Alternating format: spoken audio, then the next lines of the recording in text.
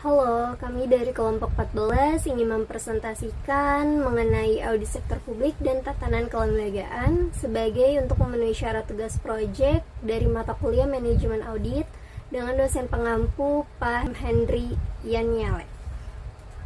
Kelompok kami beranggotakan 5 orang atas nama Yesi Yolanda Tonosadi, yang kedua Dwi Rinasi, yang ketiga Helsa Devina, yang keempat saya sendiri, Ridho Kustianingsi, dan yang terakhir Franz Andika. Baik, selanjutnya adalah materi pembahasan yang akan kita kaji. Yang pertama ada overview dan pengertian dari audit sektor publik.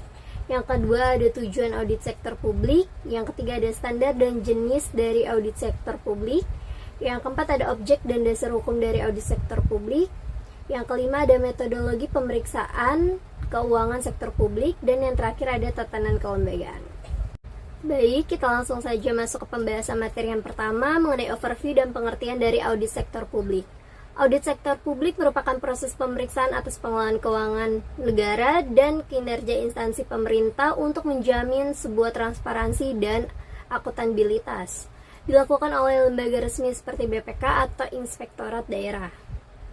Fokus utamanya yaitu untuk kepatuhan terhadap peraturan dan efisiensi penggunaan anggaran publik. Perkembangan teknologi juga turut mendorong modernisasi audit sektor publik, seperti penggunaan e-audit dan data digital, dengan tantangan seperti kurangnya auditor profesional dan potensi tekanan publik. Oleh karena itu, dibutuhkan penguatan sistem dan integritas dari auditor. Berikut adalah jenis audit sektor publik. Yang pertama ada audit keuangan, di mana audit keuangan itu untuk menilai sebuah laporan keuangan. Yang kedua ada audit kinerja, yaitu untuk mengevaluasi sebuah efisiensi dari suatu program. Yang ketiga ada audit dengan tujuan tertentu, di mana tugasnya untuk menguji kesesuaian terhadap hukum. Ketiga jenis ini penting untuk pengawasan dan peningkatan tata kelola pemerintah. Tujuan audit sektor publik untuk memastikan pengelolaan keuangan negara dilakukan secara transparan, akuntabel, dan sesuai dengan ketentuan berlaku, sehingga publik dapat memperoleh keyakinan bahwa laporan keuangan pemerintah disusun secara andal dan bebas dari kesalahan material.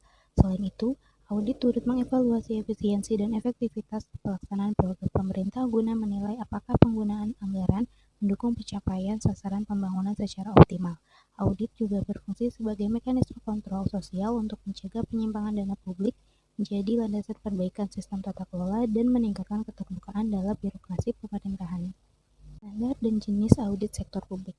Standar audit sektor publik di Indonesia dikeluarkan oleh Badan Pemeriksaan Keuangan dan mengacu pada standar internasional. Standar audit sektor publik yang pertama adalah Standar Pemeriksaan Keuangan Negara yang diterbitkan oleh BPK RI sebagai pedoman pemeriksaan keuangan kinerja dan dengan tujuan tertentu pada sektor publik.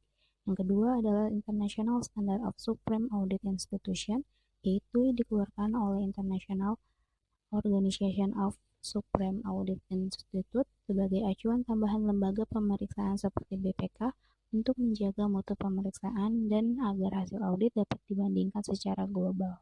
Standar audit pemeriksaan keuangan negara. Yang pertama ada standar umum, yaitu menetapkan persyaratan dasar untuk integritas, objektivitas, independensi, kompetensi profesional, dan skeptisisme profesional. Yang kedua ada standar pelaksanaan pemerintah yang menjelaskan langkah pemeriksaan seperti perencanaan, pelaksanaan pengujian bukti, dan dokumentasi. Dan yang ketiga adalah standar pelaporan yang mengatur penyusunan laporan hasil pemeriksaan agar informatif, jelas, dan transparan. Selanjutnya ada jenis audit sektor publik. Yang pertama ada audit keuangan yang untuk memberi opini atas kewajaran laporan keuangan entitas pemerintahan berdasarkan prinsip akuntansi yang berlaku. Contohnya audit terhadap laporan keuangan pemerintah pusat dan laporan keuangan pemerintah daerah. Lalu ada audit kinerja atau performance audit untuk menilai aspek ekonomi, efisiensi, dan efektivitas penggunaan sumber daya pemerintah. Contohnya audit efektivitas program bantuan sosial atau proyek infrastruktur pemerintahan. Lalu audit dengan tujuan tertentu. Untuk memenuhi kebutuhan khusus atau permintaan tertentu, dapat meliputi audit investigasi, audit kepatuhan terhadap peraturan perundang-undangan, dan audit atas pelaksanaan program tertentu. Contohnya audit atas penggunaan dana COVID-19, audit kepatuhan belanja barang dan jasa. Lalu ada objek audit sektor publik, yaitu entitas, program, kegiatan, dan fungsi yang berkaitan dengan pelaksanaan pengelolaan dan tanggung jawab keuangan negara sesuai dengan peraturan perundang-undangan. Lalu ada dasar hukum audit sektor publik. Yang pertama, Undang-Undang Dasar Negara Republik Indonesia tahun 1945, Undang-Undang Nomor 5 tahun 1973, TAP MPR Nomor 10 MPR 2001, TAP MPR Nomor 6 MPR 2002, Undang-Undang Nomor 17 tahun 2003, Undang-Undang Nomor 1 tahun 2004, Peraturan Pemerintahan Nomor 24 tahun 2005, Peraturan Pemerintahan Nomor 71 tahun 2010, Peraturan Menteri Dalam Negeri Nomor 59 tahun 2007, Undang-Undang Nomor 15 tahun 2004, dan Undang-Undang Nomor 15 tahun 2006. Selanjutnya ada metodologi pemeriksaan, yaitu metodologi audit sektor publik mencakup tahap sistematis dan pendekatan yang digunakan oleh auditor untuk melakukan pemeriksaan. Metode ini mengikuti standar yang ditetapkan seperti standar pemeriksaan keuangan negara atau SPKN. Oke, selanjutnya saya di sini akan menjelaskan tentang tahapan metodologi pemeriksaan. Yang pertama ada perencanaan pemeriksaan yang mencakup menentukan tujuan ruang lingkup dan pendekatan audit. Yang kedua ada analisis risiko, pemerataan area kritikal, dan penyusunan strategi audit. Yang ketiga ada penyusunan program pemeriksaan. Selanjutnya yang kedua ada pelaksanaan pemeriksaan yang mencakup melakukan pengumpulan bukti melalui observasi wawancara, pengujian dokumen dan sistem. Yang kedua melakukan pengujian pengendalian internal dan substantif. Yang ketiga ada mencatat temuan yang berdampak pada laporan atau kinerja. Dalam tahap metodologi pemeriksaan yang ketiga ada evaluasi dan laporan yang mencakup menganalisis hasil pemeriksaan dan menyusun temuan audit. Yang kedua merumuskan simpulan dan rekomendasi. Yang ketiga menyusun laporan hasil pemeriksaan dan mendiskusikannya dengan entitas yang terkait. Yang keempat tindak audit hasil pemeriksaan yang mencakup auditor memantau pelaksanaan rekomendasi audit. Yang kedua ada lembaga yang diaudit wajib memberikan tanggapan dan menyusun rencana aksi. Untuk selanjutnya ada jenis pemeriksaan audit sektor publik. Yang pertama ada pemeriksaan keuangan. Dalamnya terdapat menilai kewajaran penyajian laporan keuangan pemerintahan. Yang kedua ada fokus pada kepatuhan terhadap standar akuntansi pemerintahan. Yang kedua ada pemeriksaan kinerja. Pemeriksaan kinerja ini menilai efisiensi dan ekonomis dalam pengelolaan kegiatan pemerintahan.